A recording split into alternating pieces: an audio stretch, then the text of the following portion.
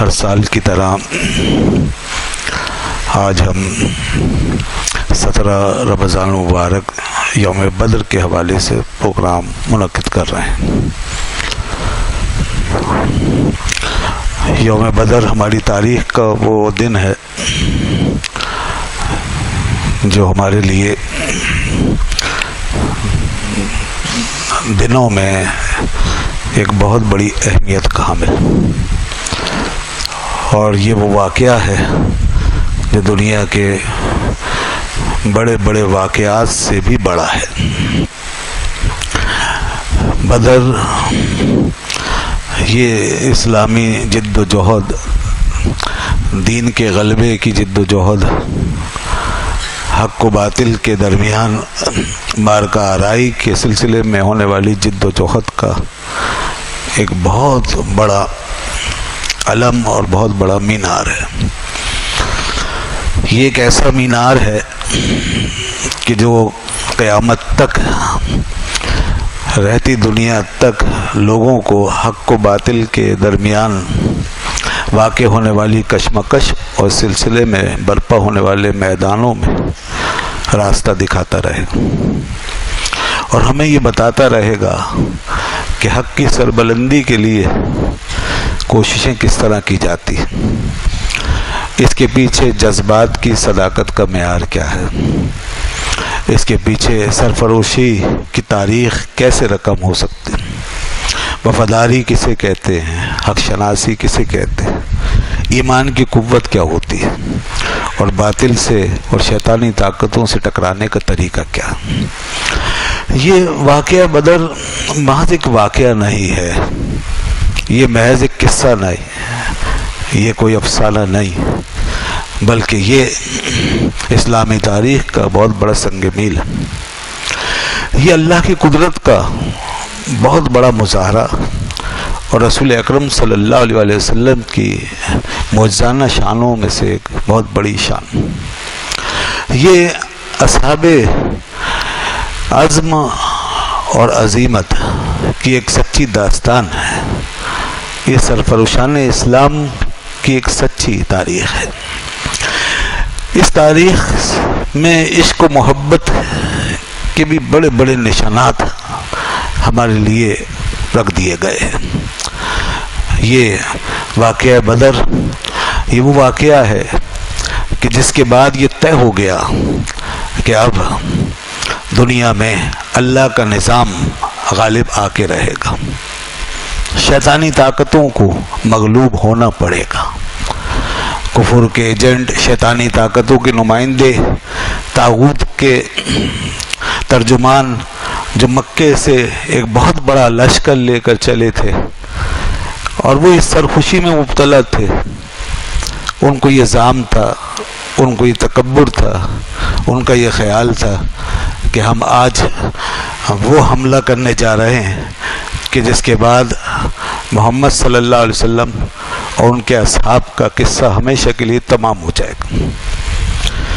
اسی زعم اور خیال میں وہ اتراتے ہوئے آئے تھے، وہ ناچتے گاتے آئے تھے، وہ بڑے فخر اور غرور کے ساتھ آئے تھے، مگر اس کے بعد اللہ نے اپنی قدرت کا مظاہرہ جب وہاں دکھایا اور حق کی فتح کا جب منظر سامنے آیا تو انہیں کیا رہتی دنیا تک لوگوں کو پتہ چل گیا کہ اسلام مٹنے کے لیے نہیں آیا۔ اللہ نے اپنے نبی صلی اللہ علیہ وسلم، نبی آخر زمان صلی اللہ علیہ وسلم کو آخری نبی اور آخری رسول بنا کے بھیجا ہے۔ یہی وجہ ہے کہ آپ کی ذات کو اللہ نے، آپ کی ذات کو اور آپ کے دین کو وہ غلبہ عطا فرمایا جو غلبہ اس سے پہلے کسی اور کو عطا نہیں بنا۔ یہ غلبہ اس لیے ضروری تھا کہ اب آپ کے بعد کسی نبی نے نہیں آنا، اب آپ کے بعد کسی رسول نے نہیں آنا، اب آپ کے بعد کسی وحی نے نہیں اترنا، کسی کتاب نے نازل نہیں ہونا۔ اس لیے اللہ نے پہلے ہی یہ اعلان فرما دیا کہ دیکھو تم کمزوری کی حالت میں ہو، بظاہر پسپائی کی حالت میں ہو، کسی بھی کیفیت میں ہو، اللہ تمہاری مدد ضرور کرے گا۔ وَلَقَدْ نَصَرَكُمُ اللَّهُ بِبَدْرٍ وَأَنْتُمْ أَذِلَّةٌ دیکھو اللہ نے مدد کی تمہاری جب تم بدر میں کمزور تھے. یہاں اذلہ کا جو لفظ آیا ہے یہ لفظ عربی زبان کا لفظ ہے. اس لفظ کا صحیح ترین ترجمہ یہاں یہ ہے کہ کمزور تھے. یہ لفظ ذلیل کی جمع ہے. اردو میں ذلیل لفظ جو ہے وہ بہت برا ہے اور وہ ایک گالی ہے. عربی کے اندر لفظ ذلیل اور اذلہ یہ کمزور کے معنی میں آتا ہے. تو یہاں کمزور کہ تم بظاہر کمزور تھے, تمہارے پاس کچھ نہیں تھا. اور وہ کمزوری کیا تھی؟ یہ کمزوری ایمان کی کمزوری نہیں تھی, یہ کمزوری یقین کی کمزوری نہیں تھی, یہ کمزوری اعتماد کی کمزوری نہیں تھی, یہ کمزوری باطن اور روح کی کمزوری نہیں تھی. یہ کمزوری وہ تھی جو لوگوں کو سر کی آنکھوں سے نظر آتی تھی. یہ وہ کمزوری تھی کہ جس کے ہوتے ہوئے دنیا میں کوئی بھی طاقت آگے بڑھنے سے قاصر رہتی ہے. یہ وہ کمزوری تھی کہ جس کے ہوتے ہوئے کوئی بھی ہمت نہیں کر سکتا کہ کسی بڑی طاقت سے ٹکرائے, کسی دشمن سے بھڑ جائے. وہ والی کمزوری تھی جو دنیا کے لیے بہت بڑی کمزوری ہے, مگر اہل اسلام کے لیے وہ کمزوری کوئی اہمیت نہیں رکھتی, اس لیے کہ پیچھے اللہ کی مدد کی مہر لگی ہوئی تھی. فرمایا یہ کمزوریاں اہل اسلام کا کچھ نہیں بگاڑ سکتی اگر ان کا یقین سچا ہے, اگر ان کا ایمان کامل ہے, اگر اللہ کی ذات پہ بھروسہ مضبوط ہے. وَمَن يَتَوَكَّلْ عَلَى اللَّهِ فَهُوَ حَسْبُهُ, جو اللہ پہ بھروسہ کر لے تو اللہ اس کے لیے کافی ہو جاتا ہے. اب چاہے ان کے پاس کیا تھا, تھے ان کے پاس 2 اونٹ, 70 اونٹ, 2 گھوڑے, 8 شمشیریں. تھے ان کے پاس 70 اونٹ, 2 گھوڑے, 8 شمشیریں. پلٹنے آئے تھے وہ دنیا بھر کے لوگوں کی تقدیریں.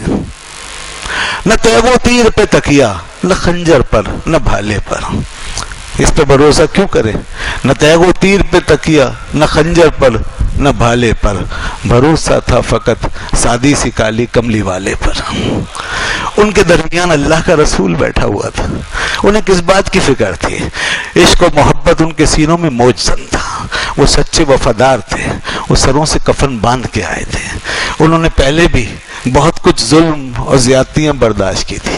مکے میں 13 سال تک انہوں نے اپنی کھالیں کھچوا دی تھی. 13 سال تک انہوں نے پتھر کھائے, 13 سال تک اپنی راہوں میں کانٹے برداشت کیے, بہت مارے کھائی تھی. یہ سب کچھ برداشت کیا تھا ایک ذات کے لیے. کس کے لیے؟ اسی ذات کے لیے کہ بھروسہ تھا فقط سادی سی کالی کملی والے پر. یہ وہی عشق اور وہی محبت تھا. انہیں یقین تھا کہ یہ عشق ہمیں رسوا نہیں ہونے دے گا. یہ محبت, یہ وفاداری, یہ تعلق, یہ ختم المرسلین کے ساتھ تعلق ہے. اگر ہم نے اپنی کمٹمنٹ سچی رکھی, اگر ہم نے وفاداری کے سارے رشتے آج نبھا لیے اور عقیدہ و ایمان کے سارے تقاضے پورے کر دیے, تو یہ ساتھ ہمارا یہ ہمیں دنیا پہ غالب کر کے چھوڑے گا. اسی بنیاد پہ وہ نکل کھڑے ہوئے تھے, انہوں نے اپنی جانوں کی پرواہ نہیں کی. کتنے لوگ تھے وہ جو آج کے دن نکلے, اللہ اکبر, وہ کوئی 313 کا لشکر. اسلحہ ساز و سامان کیا تھا وہ میں نے اس ایک شعر کے اندر بتا دیا. سواری ایک ایک اونٹ پر 3 آدمی سوار, یہ عالم تھا. اس طرح وہ فاصلے طے ہوتے تھے جو بہت بڑی جنگ لڑنے کے لیے جا رہے تھے. ان کے فاصلے اس طرح طے ہوتے تھے. پیچھے بھی بچوں کا پرسان حال کوئی نہیں تھا. اس کے اندر عجیب عجیب جاں فروشی اور سرفروشی کے عجیب عجیب مناظر. حضور 1 میل چل کے چھوٹے بچوں کا جائزہ لیتے ہیں.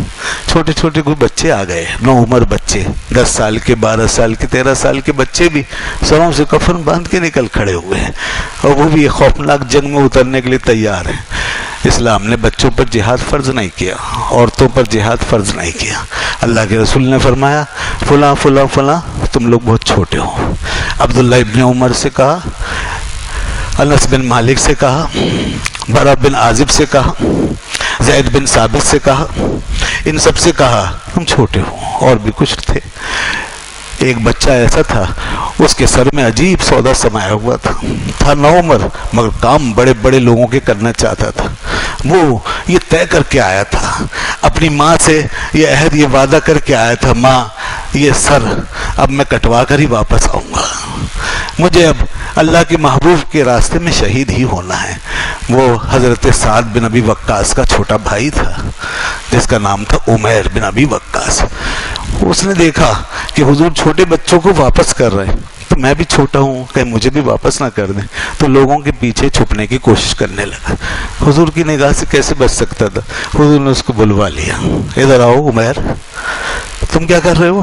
جاؤ تم بھی واپس جاؤ۔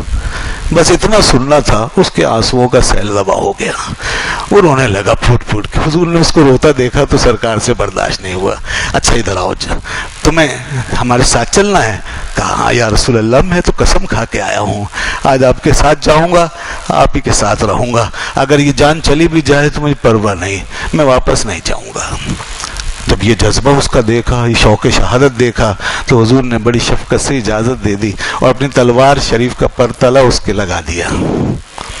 یہ وہ بچہ تھا جو ایک بچہ گیا ساتھ اپنی شوق سے، اپنے جذبے سے، اور جا کے جام شہادت نوش کیا اس بچے نے۔ بدر کے شہداء میں اس بچے کا نام بھی موجود ہے۔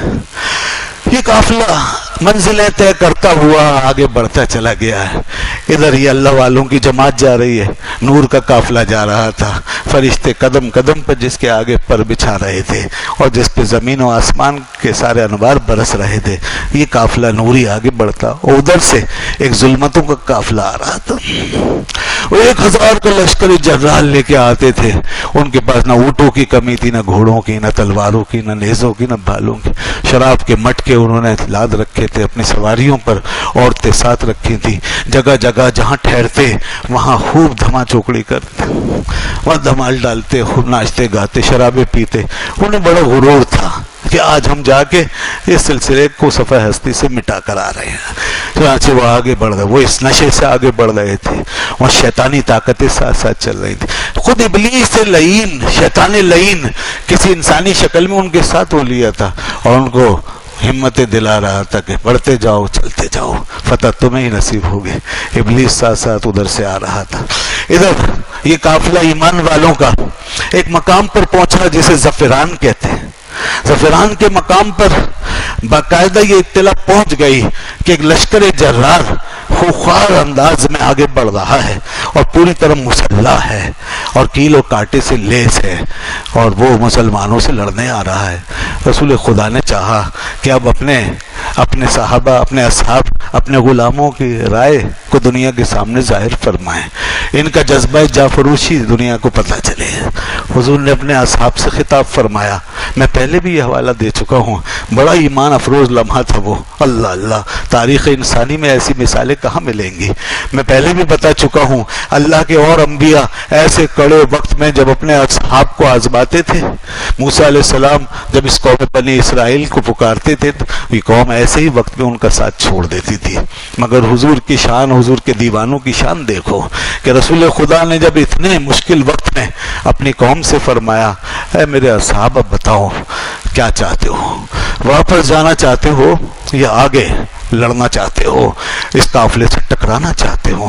فیصلہ کرو۔ اشیروا علی، اس پر صحابہ کے ایمان افروز خطبات اور ان کے عزم اور ہمت کے سلسلے، وہ جو ظاہر ہوتی تھی باتیں اور تقریریں جو اس وقت ہوئی، لوگوں کے ایمان تازہ ہو گئے۔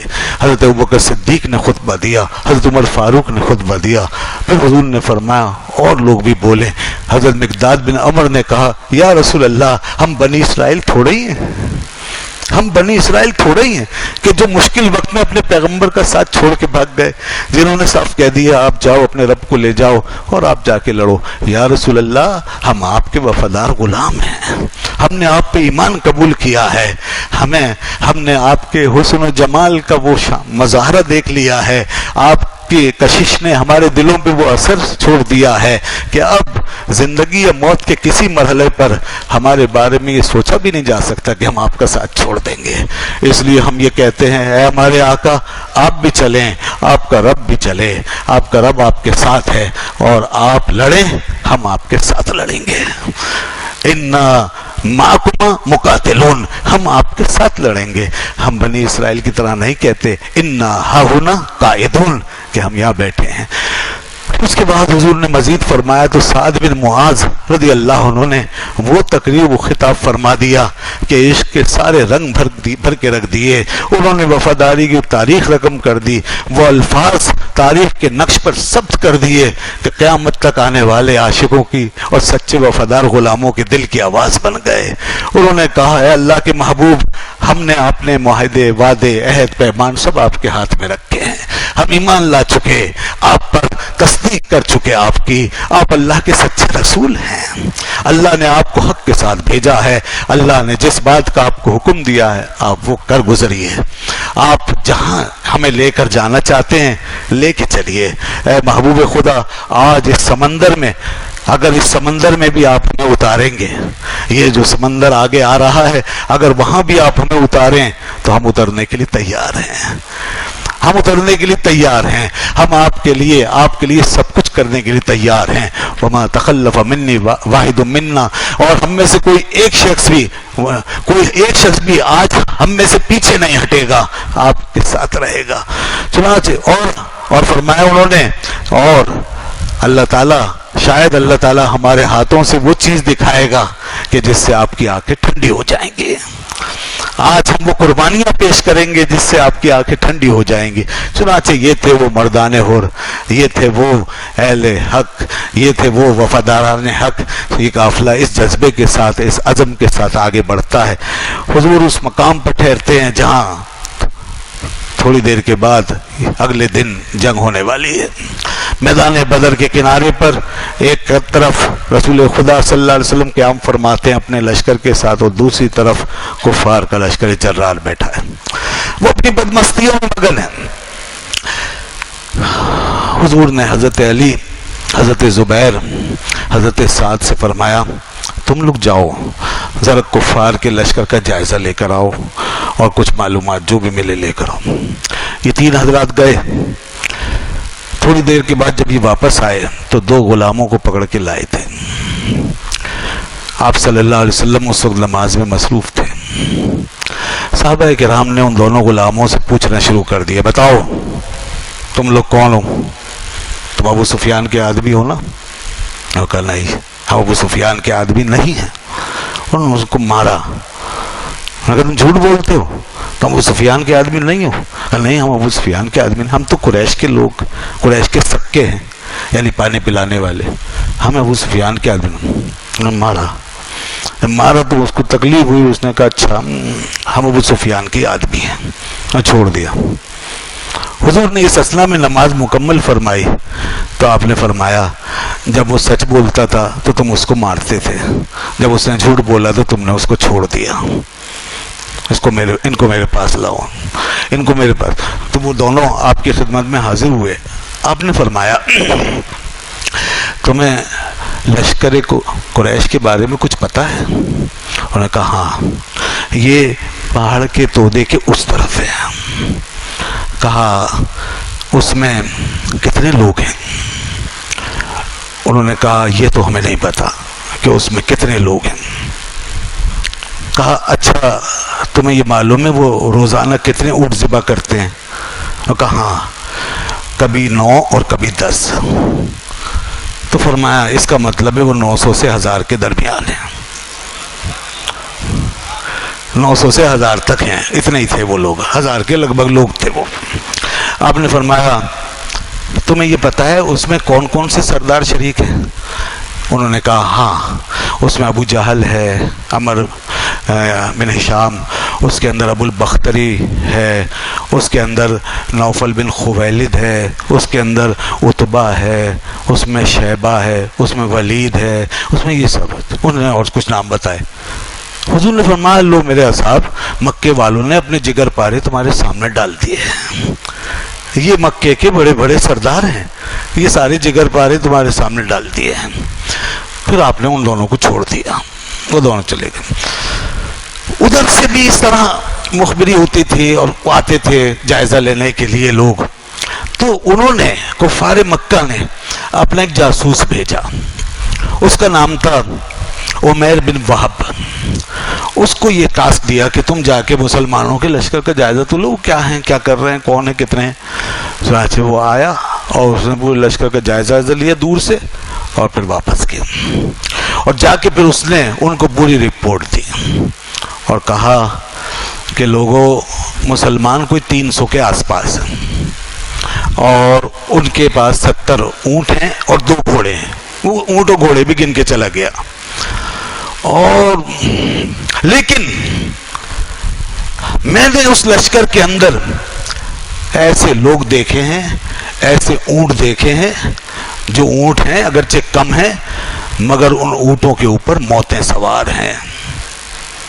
میں نے جو جائزہ لیا ہے ان اونٹوں پہ موتیں سوار ہیں، وہ خاموش کھڑے ہیں لیکن وہ زہریلے سانپوں کی طرح خاموش کھڑے ہیں، وہ جب زبان نکالتے ہیں تو زہریلے سانپ افعی کی طرح زبان نکال رہے ہیں، اور میں دیکھ رہا ہوں کہ اونٹوں پہ جو لوگ سوار ہیں وہ اس وقت تک قتل نہیں کیے جا سکتے جب تک کہ تمہارے کا ایک آدمی قتل نہ کر دیں گے، اپنے بدلے میں ایک آدمی قتل نہ کر دیں۔ اگر وہ 300 ہیں اور 300 ہی تمہارے مار کے چلے جائیں گے، مار کے دنیا سے چلے جائیں گے، تو پھر تمہارے جینے کا کیا مزہ رہے گا؟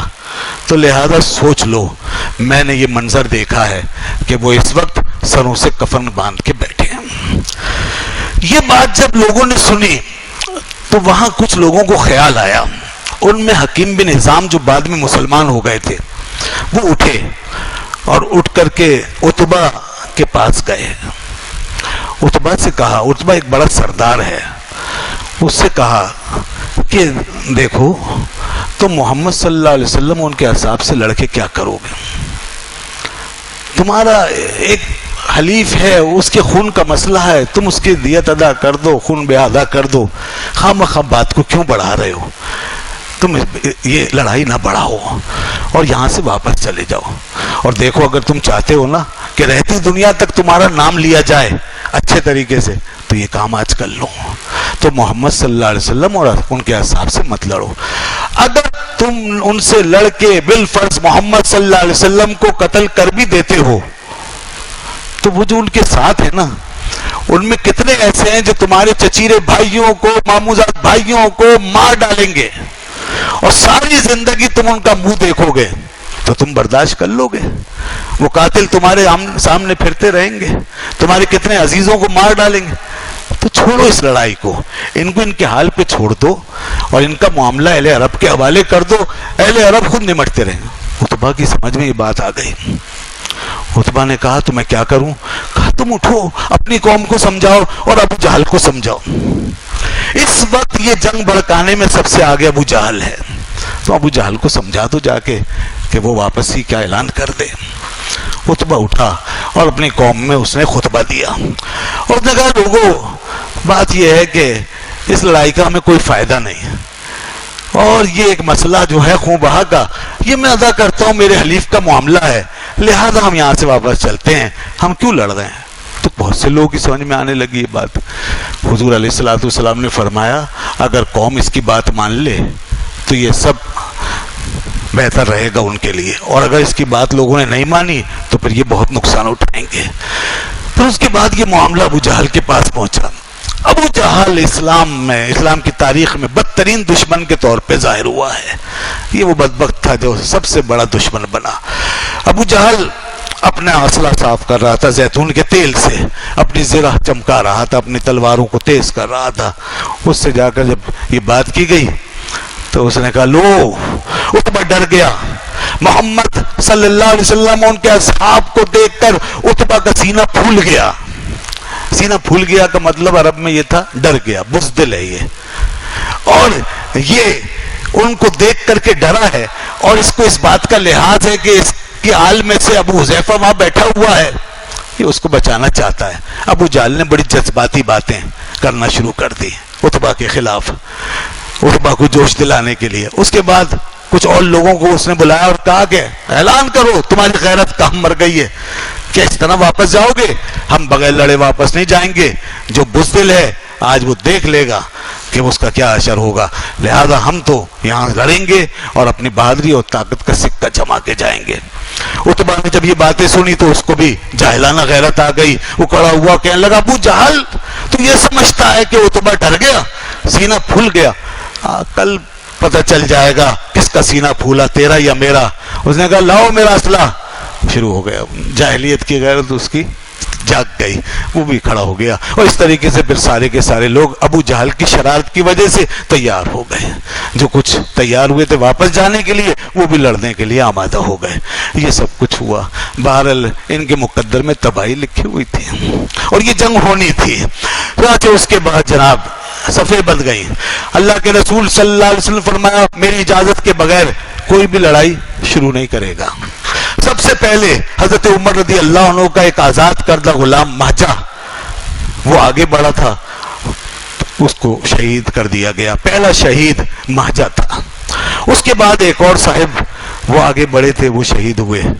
اس کے بعد ایک ازلی بدبخت کفار کے لشکر میں سے وہ بڑا تکبر غرور کے ساتھ اینٹتا ہوا باہر نکلا اور کہنے لگا میں مسلمانوں کے حوض میں جاؤں گا اور وہاں جا کے پانی پیوں گا، یا وہاں جا کے اس کو حوض کو توڑوں گا اور گدلا کر دوں گا۔ اس نے قسم کھائی اور وہ آگے آیا دندناتا ہوا، تکبر سے اتراتا ہوا۔ اللہ کا ایک شیر حضرت حمزہ بن عبد المطلب رضی اللہ عنہ آگے بڑھے، حضرت حمزہ آگے بڑھے، اس کا تعاقب کیا، اس کو راستے میں اس پر وار کیا، ایسا وار کیا کہ اس کی پنڈلی ٹوٹ گئی، وہ پیچھے پشت کے بل گرا، پھر گھسٹتا ہوا اس حوض کی طرف بڑھنے لگا۔ حضرت امیر حمزہ آگے بڑھے، اسی حوض میں اس کو وہی خاک و خون میں نہلا دیا اور وہیں اس کو مار دیا، قتل کر دیا۔ اس طرح یہ کچھ واقعات ہوئے۔ اس کے بعد پھر عتبہ بن ربیعہ، شیبہ بن ربیعہ، ولید بن عتبہ، یہ تینوں آگے بڑھے۔ انہوں نے کہا محمد صلی اللہ علیہ وسلم آپ کن لوگوں کو ہمارے سامنے بھیجتے ہیں؟ ہمارے یہاں سے آئے ہوئے ہماری ٹکر کے لوگ، ہماری جوڑ کے لوگ، بنی ہاشم کے لوگ، انہیں آگے لائیے، ہم ان سے لڑنا چاہتے ہیں۔ جب اس نے چیلنج کیا حضور نے فرمایا حمزہ، حضرت امیر حمزہ آگے آ گئے، علی، حضرت علی آگے آ گئے، عبیدہ آگے آ گئے۔ یہ بنی ہاشم کے تین شیر پل بھر میں آگے کھڑے تھے، بجلی کی طرح کون کے جیسے آگے بڑھے اور سامنے کھڑے ہو گئے۔ ولید نے کہا یا عتبہ نے کہا کہ کون میرے سامنے کون ہے؟ خود میں چونکہ چہرے پہچانے نہیں جاتے تھے، حضرت امیر حمزہ نے کہا اللہ اور اس کے رسول کا شیر۔ اس نے کہا ٹھیک ہے تم سے مقابلہ ہوگا۔ دوسرے کون؟ پھر حضرت علی نے اپنا تعارف کرایا۔ تیسرے کون؟ حضرت عبیدہ۔ بس اس کے بعد یہ مارکہ یہاں سے شروع ہوتا ہے، اور یہ دونوں اللہ کے شیر حضرت امیر حمزہ، حضرت علی ایسی بک رفتاری کے ساتھ آگے بڑھتے ہیں کہ سامنے کھڑے ہوئے دونوں وہ کفر کے ایجنٹ اور کفر کی وہ لومڑیاں ان شیروں کے سامنے ایک لمحے کے لیے بھی نہیں ٹھہر سکیں۔ ان کا وہ زبردست حملہ ہوا ہے، ایسا حملہ کہ پانے واحد کے اندر ان کی گردنیں اڑا کے رکھ دی، پتہ ہی نہیں چلا۔ جو ابھی آ کر تھوڑی دیر پہلے چیلنج کرتے تھے اور اکڑتے تھے اور کہتے تھے برابر کا مقابلہ کرواؤ، یعنی واحد میں ان کو ایسا خاک و خون میں تڑپایا پتہ ہی نہیں چلا۔ تیسرے جو حضرت عبیدہ تھے ان سے تھوڑی لڑائی طویل ہوئی، وہ زخمی ہوئے، تو ادھر سے یہ دونوں فارغ ہو کے پھر ادھر ان کی مدد کے لیے بڑھے، تو ادھر اس تیسرے کافر کو مارا اور ادھر حضرت عبیدہ کو اٹھا کر زخمی حالت میں حضور کی خدمت میں پہنچایا۔ حضرت عبیدہ حضور کی خدمت میں پہنچے تو قدموں میں پڑے ہوئے تھے، تو رسول خدا صلی اللہ علیہ وسلم ان کے زخموں کو پہنچتے تھے، انہیں دلاسا تسلی دیتے، تو حضرت عبیدہ کہتے تھے یا رسول اللہ کیا ہم نے ابو طالب کے اس شعر کا مطلب حاصل نہیں کر لیا جب وہ کفار سے کہا کرتے تھے ہم محمد کو تمہارے حوالے نہیں کریں گے جب تک ان کے ارد گرد اپنی جانیں قربان نہیں کر دیں گے؟ کیا میں نے وہ کام نہیں کر ڈالا؟ حضور نے فرمایا ہاں عبیدہ تم شہید ہو، عبیدہ تم شہید۔ یہ تھا وہ منظر، یہاں سے آغاز ہوتا ہے واقعہ بدر کا۔ اس کے بعد پھر کیا تھا؟ یہ سرفروش پھر ایک آرڈر کے منتظر تھے، اللہ کے رسول نے حکم دیا، لیکن حکم عام دینے سے پہلے حضور نے ایک مٹھی اٹھائی اور اس طرح ان کی کافروں کی طرف پھینکی۔ جب وہ مٹھی آپ نے پھینکی تو کنکر جو ایسے گئے، اللہ نے اپنے قوت سے قدرت سے ان کافروں کی آنکھوں کے اندر وہ سارے کنکر ڈالے تو وہ ان سٹ پٹا گئے، وہ سب کے سب ان کے قدم اکھڑے، پریشان ہو گئے اور ادھر ادھر بھاگنے لگے۔ بس یہیں سے پہ حملہ ہوا اور مسلمانوں نے پر وہ حملہ کیا کہ اس کے بعد پھر فرشتے بھی آنا شروع ہو گئے، لڑائی شروع ہو گئی، حق و باطل کی جنگ شروع ہو گئی، کافروں کی مسلمانوں کی جنگ، پہلی جنگ دنیا کی شروع ہوئی، اسلام کے غلبے کی پہلی کوشش اور پہلی جنگ لڑی جا رہی تھی۔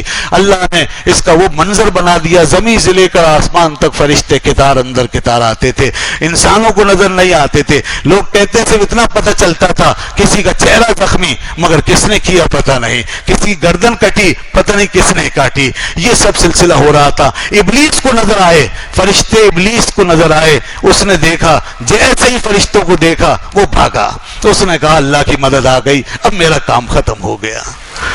تو ابلیس تو بھاگ گیا، اور پھر اس کے بعد یہ کافر یہاں مارے گئے۔ ایک رات پہلے رسول خدا صلی اللہ علیہ وسلم نے میدان بدر میں یہ بتا دیا تھا کہ یہاں فلاں کافر پڑا ہوگا، یا فلاں گرے گا، یا فلاں گرے گا، سب کے مقتل بتا دیے تھے، گرنے کی جگہ بتا دی تھی، جو بڑے بڑے ان کے سردار تھے۔ صبح لوگوں نے چیک کیا جنگ کے بعد، دیکھا تو سب جس کے بارے میں جہاں نشاندہی فرمائی تھی وہ وہیں گرا ہوا تھا، وہیں گرا ہوا تھا، وہیں پڑا ہوا تھا۔ دوستو یہ ایک ایسی داستان ہے کہ یہ واقعہ بدر یہ ہماری تاریخ کا انمٹ نقش ہے۔ اس واقعہ کو دنیا کے اور واقعات کے ساتھ ملا کے پیش نہیں کیا جا سکتا، بلکہ حضور صلی اللہ علیہ وسلم کے غزوات السرایا کی جو تاریخ ہے وہ دنیا کی عام جنگوں کی طرح نہیں ہے۔ یاد رکھنا اسلام کی یہ جنگ، یہ وہ مقدس جنگ ہے جس کے اندر کھڑا ہوا ہر شخص وہ دنیا کو ظلم سے، تاریکی سے، بربریت سے نجات دلانے کے لیے آیا تھا۔ یہاں کھڑا ہوا ہر شخص جو اسلام کے لیے لڑ رہا تھا وہ دنیا کو امن و آشتی کی گارنٹی دینے آیا تھا۔ یہ جنگ یہ دنیا کے لیے یہ عدل و انصاف کا، رحمت کا، برکت کا پیغام لانے والی جنگ تھی۔ یہ جنگیں جتنی لڑی گئی، ان جنگوں کا حال یہی تھا کہ یہ رحمت سے بھری ہوئی، رحمت سے کا مظہر بن کے دنیا انسانیت کے لیے امن و عافیت کی گارنٹی لے کر یہ جنگیں لڑی گئی ہیں۔ کل 74 لڑائیاں لڑی گئی ہیں، 74 لڑائیاں رسول خدا صلی اللہ علیہ وسلم کی حیات مبارکہ میں لڑی گئی ہیں، جس کے اندر 27 غزوات تھے اور 47 سرایا تھے۔ 27 غزوات وہ ہیں جس میں حضور خود شریک ہوئے، غزوات وہ ہوتے ہیں جن میں آپ خود شریک ہوئے ہیں، لیکن غزوے کا مطلب یہ نہیں ہے کہ باقاعدہ اس میں لڑائی ہوئی ہو، اس کو غزوہ ضرور کہتے ہیں مگر یہ شرط نہیں ہے کہ اس میں لڑائی بھی ہوئی ہو۔ بس کوئی مہم گئی، آپ تشریف لے گئے، اس کے مختلف مقاصد ہوا کرتے تھے، کبھی محض حالات کا جائزہ لینے کے لیے، کبھی کسی سے معاہدہ کرنے کے لیے، کبھی کسی کو روکنے کے لیے، اس طرح کبھی دشمن پر دھاک بٹھانے کے لیے، یہ سب غزوات تھے۔ اسی لیے علماء نے کہا کہ 27 غزوات میں سے صرف 9 میں مارکا ہوا، 9 میں لڑائی پیش آئی ہے۔ غور فرمائیے آپ، 27 غزوات جس میں حضور خود شریک ہوئے، اس میں سے 9 میں صرف لڑائی ہوئی ہے۔ اس میں پہلا غزوہ بدر کا تھا جس میں باقاعدہ لڑائی ہوئی ہے۔ اس کے بعد جو سرایا ہیں یہ وہ تھے جن میں حضور خود تشریف نہیں لے گئے بلکہ اصحاب کو بھیجا مختلف مہمات پر۔ اس میں کبھی 1 آدمی، 2 آدمی، 3 آدمی بھی جاتے تھے، اس میں بھی ضروری نہیں کہ لڑائی ہوئی ہو، یہ بھی مختلف مقاصد کے لیے بھیجے جاتے تھے، یہ سرایا کہلاتے تھے۔ ٹوٹل 74 غزوات و سرایا اور ان مارکوں کے بیچ جو لوگ کام میں آئے وہ دنیا کی تاریخ میں ایک حیرت انگیز قسم کا واقعہ ہے۔ دنیا کی جنگ و جدل کی تاریخ کے اندر اس قسم کا واقعہ اور یہ معجزہ دنیا میں کہیں اور نہیں دکھایا جا سکتا کہ ٹوٹل لوگ اس ساری تاریخ کے اندر جو کام میں آئے ہیں وہ 1000 کے لگ بھگ بنتے ہیں۔ تقریباً 1000 آدمی کام میں آتے ہیں، ان میں کچھ مسلمان ہیں اور کچھ کفار، یہ لوگ کام میں آئے ہیں۔ اتنے کم تعداد میں لوگوں کی جانے کے بعد اتنا بڑا انقلاب برپا کر دینا، اتنی بڑی تبدیلی لے آنا، دنیا کا سب سے بڑا انقلاب، یہ رسول خدا کے غزوات و سرایا کا معجزہ ہے۔ یہ ہم دنیا میں کسی اور کے ہاتھوں نہیں دیکھ سکتے۔ آج دنیا کس منہ سے جہاد پر، اسلام کی تاریخ، غزوات و سرایا کی تاریخ پر اعتراض کر سکتی ہے؟ اسلام کے اوپر کوئی الزام کیسے ڈالا جا سکتا ہے؟ اسلام خوخوار نہیں ہو سکتا، یہ دین یہ زبردستی نہیں پھیلا، یہ تلوار سے نہیں پھیلایا گیا، یہ دین لڑنے بھڑنے مارکا آرائیاں کرنے کے لیے نہیں۔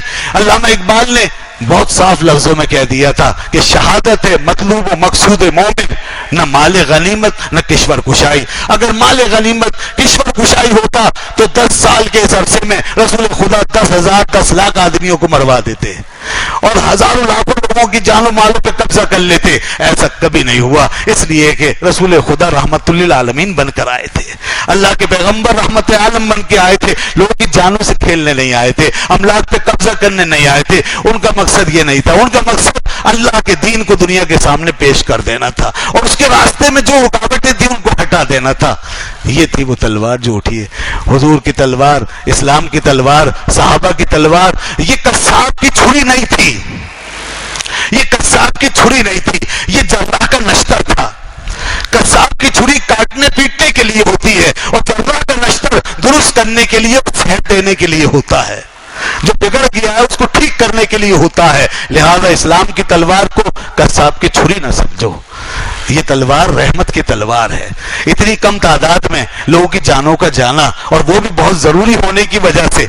जंग बदर में आपने कुछ लोगों का फिर इस्तिस्ना कर दिया था, फरमाया कि फुला फुला फुला शख्स ये जबरदस्ती लाए गए हैं, ये लड़ने के लिए नहीं आए, ये दिल से नहीं आए, इनको लाया गया है। लिहाजा लोगों अगर ये तुम्हें मिले तो इनको छोड़ देना, इनसे तारुज मत करना। उसमें एक अबुल बख्तरी भी था, अबुल बख्तरी लड़ने नहीं आए थे, अबुल बख्तरी को लाया गया था। तो अबुल बख्तरी जब वो किसी साहबी के सामने आता है तो वो साहबी अबुल बख्तरी से कहते हैं कि देखो हमारे हुजूर ने फरमाया है कि तुम्हें नहीं मारना है, तुम्हारा नाम हमें दिया गया है, लिहाजा तुम जा सकते हो।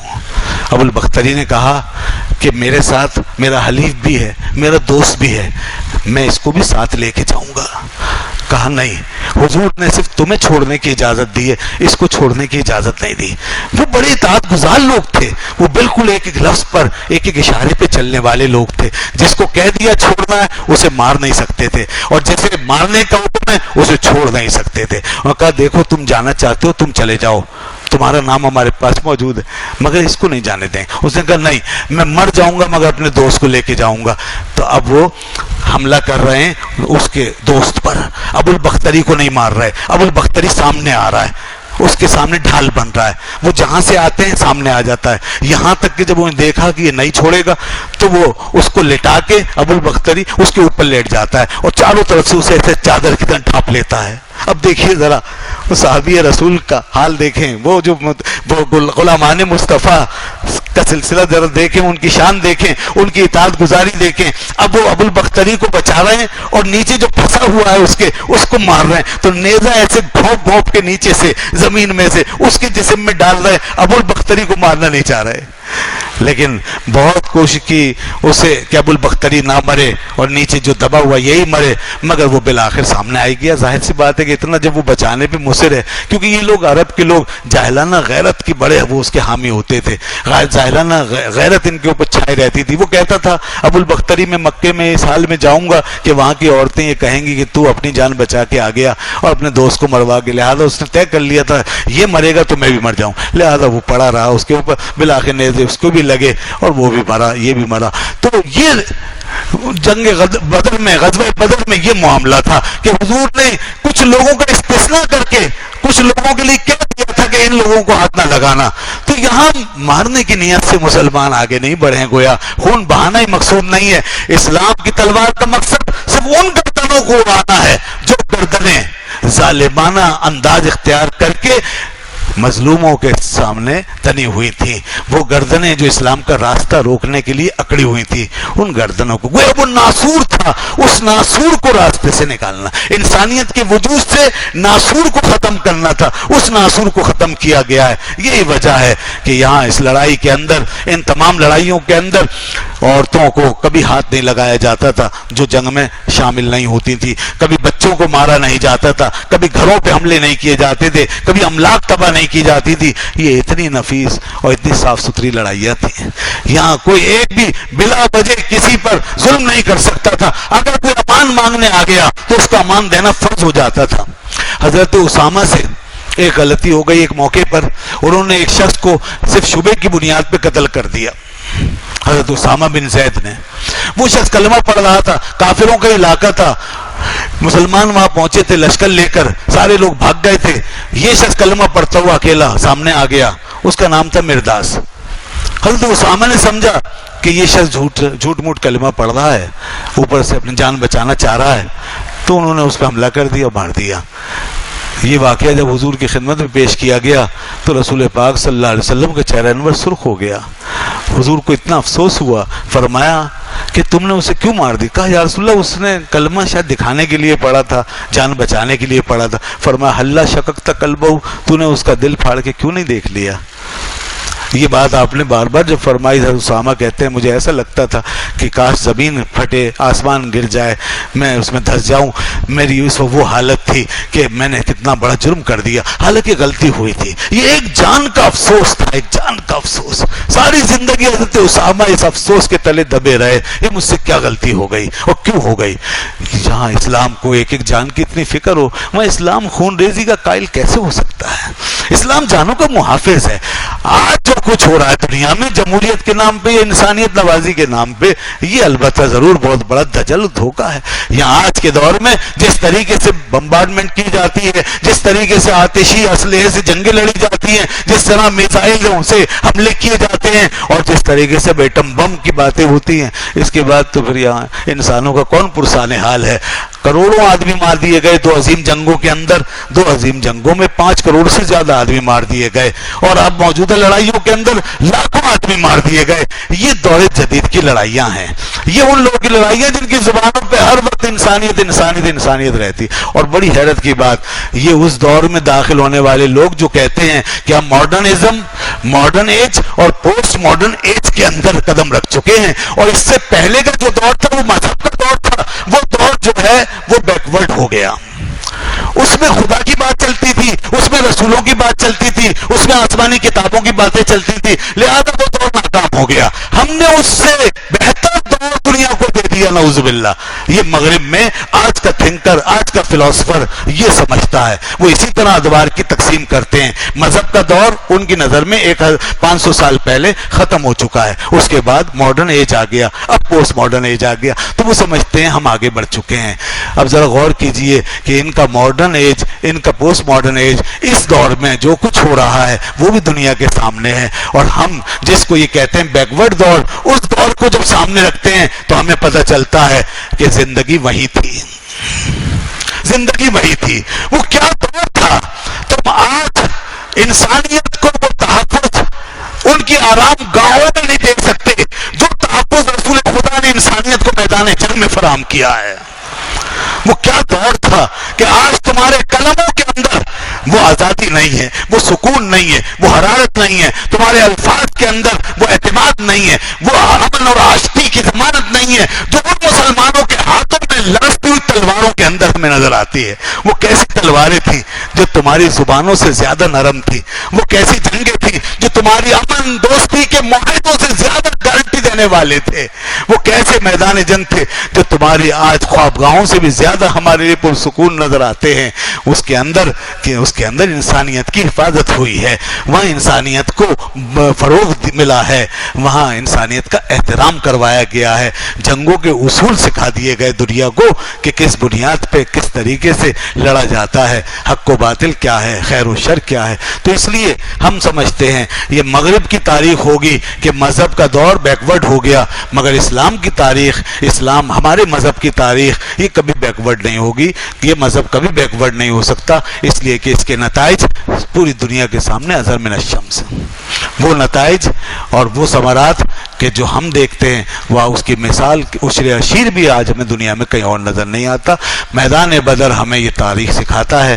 میدان بدر ہر سال اپنی تمام تر روشنیوں، رعنائیوں، دلکشیوں کے ساتھ، باوجود اس کے کہ ایک لڑائی تھی، خوفناک لڑائی تھی، ایک جنگ تھی، مگر اس جنگ میں، اس لڑائی میں وہ کشش دلوں کے لیے موجود ہے، وہ انوار موجود ہیں کہ جب یہ تاریخ آج ہمارا بچہ اپنے نصاب میں پڑھتا ہے، ہماری محفلوں میں جب اس کی بات ہوتی ہے تو خدا کی قسم انسانیت بھرا دل زندہ ہونا شروع ہو جاتا ہے، انسانیت کو پیغام ملنا شروع ہو جاتا ہے۔ اسی میں سب کچھ ہمارے لیے رکھا ہوا ہے۔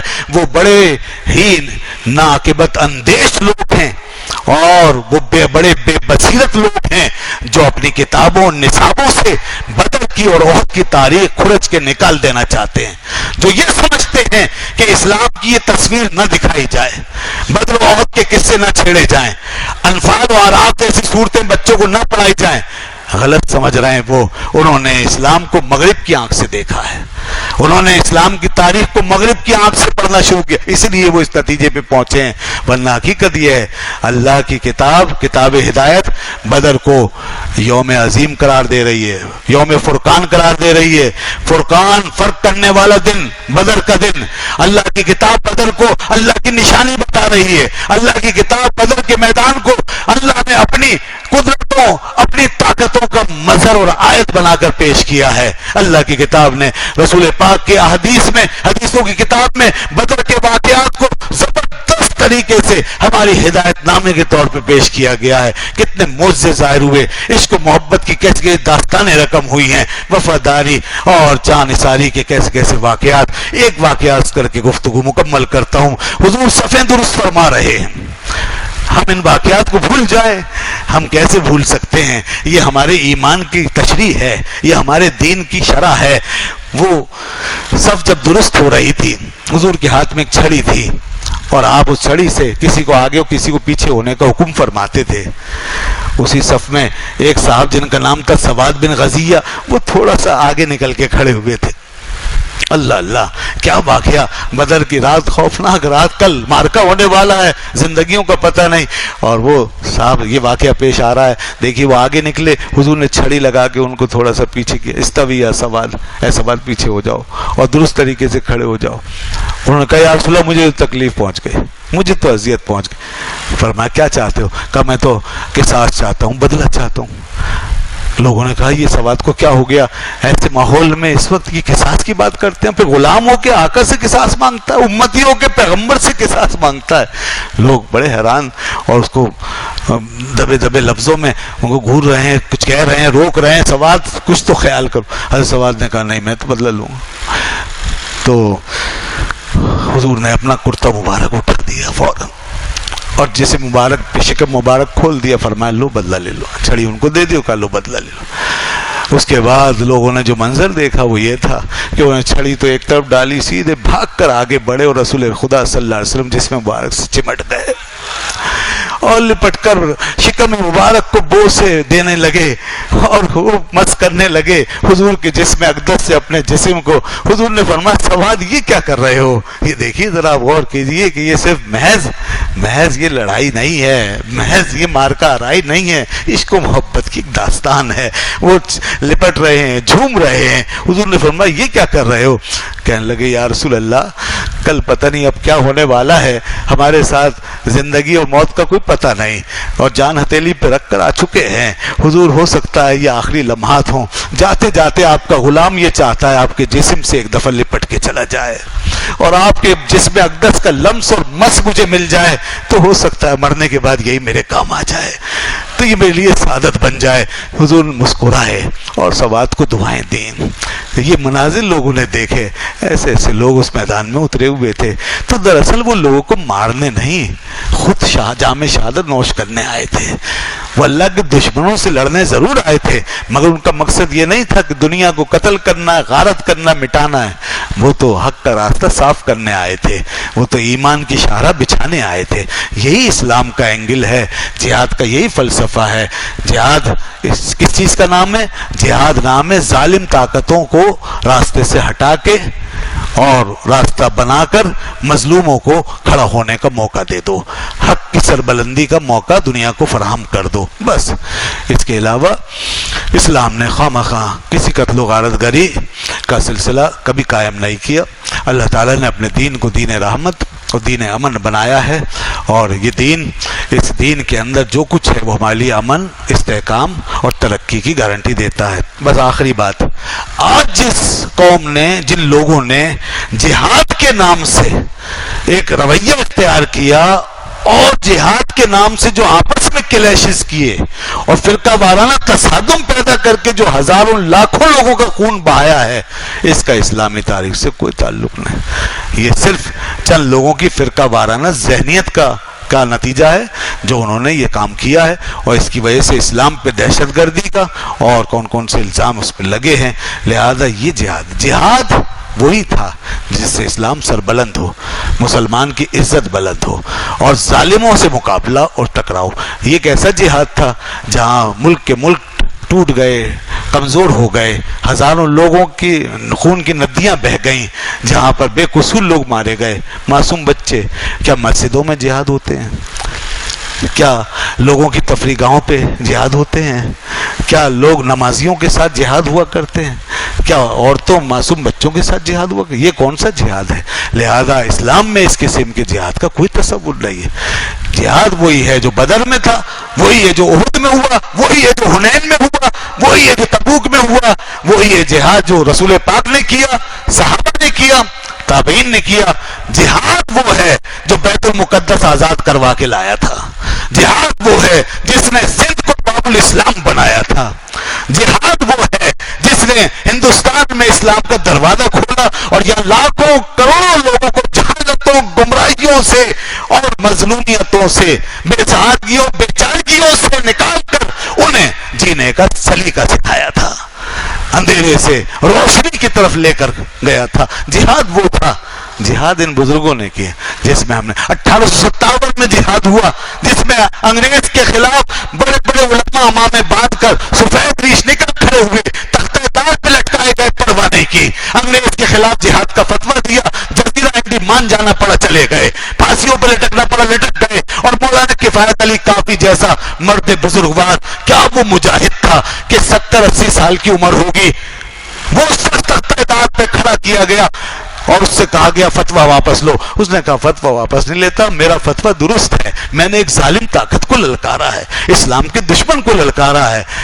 جب فتویٰ واپس نہیں لیا تو کہا پھانسی کے لیے تیار ہو جاؤ. کوئی پیغام؟ ہاں پیغام ہے، پیغام ہے میرے پاس دنیا کے لیے پیغام ہے، اور وہ یہ کہ کوئی کل باقی رہے گا، نئے چمن رہ جائے گا، پر رسول اللہ کا دین حسن رہ جائے گا. ہم سفیروں باغ میں ہے، کوئی دم کا چہچہا، بلبلیں اڑ جائیں گی، سونا چمن رہ جائے گا. اور اطلس و کم خواب کی پوشاک پر نازا نہ ہو، اس تنے بے جان پر خاکی کفن رہ جائے گا. اور سب فنا ہو جائیں گے کافی ولیکن حشر تک یاد نعت حضرت کا زبانوں پہ سخن رہ جائے گا. حضور کی نعت رہ جائے گی. یہ پیغام ہے، یہ جہاد تھا. 1857 کی آزادی، ٹیپو سلطان کا کی تحریک آزادی، یہ جہاد تھا. سرنگا پٹم کا وہ ہیرو، وہ میسور کا وہ ہیرو، وہ سلطان ٹیپو جس نے، اس کے والد نے بھی ساری زندگی جہاد کیا، خود وہ لڑتے لڑتے شہید ہو گیا. یہ جہاد تھا جس نے ہمارا سر بلند کر دیا، جس نے انگریز کو مجبور کر دیا، سلوٹ کرنے کے لیے کھڑا ہوا تھا جرنیل ان کا، اور کہتا تھا یہ اسلام کا شیر ہے. وہ جو شہید ہونے کے بعد بھی اپنی دھاک بٹھا رہا تھا، اور آج اپنے مزار میں بھی، اگر آج اس کے مزار پہ جائیں، میں نے ان لوگوں سے سنا اور پڑھا جو ٹیپو سلطان کے مزار پہ گئے ہیں، انہوں نے کہا کہ ٹیپو سلطان کا مزار ان دنیا میں چند مزاروں میں سے ایک ہے جس میں جانے کے بعد ایسا لگتا ہے جیسے اندر لیٹا ہوا شیر دیکھ رہا ہے. وہ اس طرح آج بھی شیر کی نیند سو رہے ہیں. ٹیپو سلطان کے مزار کی ہیبت، آپ چاہیں تو نیٹ پر اس کی سیر کریں اور دیکھیں اس کا جاہ و جلال. یہ ہے اللہ کے شیر، یہ تھے وہ مجاہد. جہاد وہ تھا جو سن 1947 کے آس پاس آپ نے لڑا. 20 لاکھ مسلمانوں نے قربانیاں دی اور ایک پاکستان اسلام کا قلعہ آپ کے سامنے کھڑا ہو گیا. اور آج بھی یہ اسلام کا قلعہ لا الہ الا اللہ محمد رسول اللہ کی بنیاد پہ قائم ہے. دنیا کا یہ واحد ملک، اسلامی دنیا کا وہ واحد ملک ہے جو کلمہ طیبہ پہ کھڑا ہے، جس کے اندر بدر کی روح ہے، احد کی روح ہے، جس کے اندر اسلام کی تحریک غزوات و سرایہ کی روح موجود ہے. یہ وہ ملک ہے جس کی تاریخ مکے اور مدینے سے ملتی ہے. مکے کی قربانیاں، مسلمانوں کی 13 سال کی قربانیاں، وہاں کا بدترین تشدد، اور ادھر 1947 سے پہلے کی قربانیاں مسلمانوں کی بدترین تشدد، ہندو کے ہاتھ، انگریز کے ہاتھ. اور اس کے بعد ہجرت کے ساتھ وہ آنا، سب کچھ چھوڑ چھاڑ کے، جیسے مکے سے گئے لوگ ہجرت کر کے سب چھوڑ چھاڑ کے، پھر اسی طریقے سے یہاں ہجرت کر کے سب چھوڑ کر ایک ایسی جگہ آ جانا جہاں کچھ نہیں تھا، پھر یہاں سے زندگی کا آغاز کرنا، اور پھر اس کے بعد پھر دشمنوں کی طرف سے ریشہ دوانیاں، پھر چھیڑ چھاڑ، مجبور کر دینا اپنی دفاعی لائن کو مضبوط کرنے کے لیے.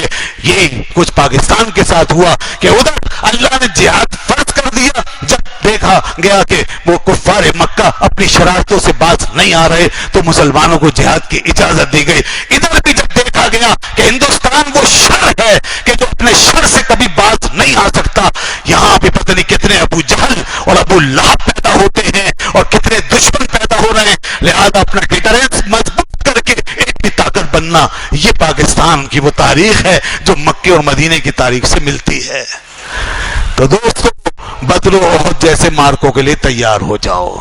اب یہ غزوات ہمیں پیش آئیں گے, یہ پاکستان یہ بالآخر اس نہج پر جائے گا, اس کو لے کر جایا جائے گا اور وہ کچھ ہوگا جو ہماری تاریخ میں ہوتا رہا, کیونکہ ہم نے یہ ملک اسلام کے نام پر بنایا ہے. ہم نے کلمہ طیبہ کی بنیاد پہ, وہی کلمہ جو حضور لے کے مکے سے چلے تھے مدینے پہنچے, وہی کلمہ پاکستان میں آیا ہے. یہ کلمہ پاکستان کی بنیاد ہے. اس لیے پاکستان کے لیے بدر و حنین کے مارکے تیار ہو رہے ہیں. آنے والا وقت سخت ہوگا. ہمیں بھی یہ اپنی ماضی, اپنی تاریخ کو سامنے رکھ کے مجاہدوں کی طرح سروں سے کفن باندھ کے سامنے کھڑا ہونا ہے. اپنی فوجوں کے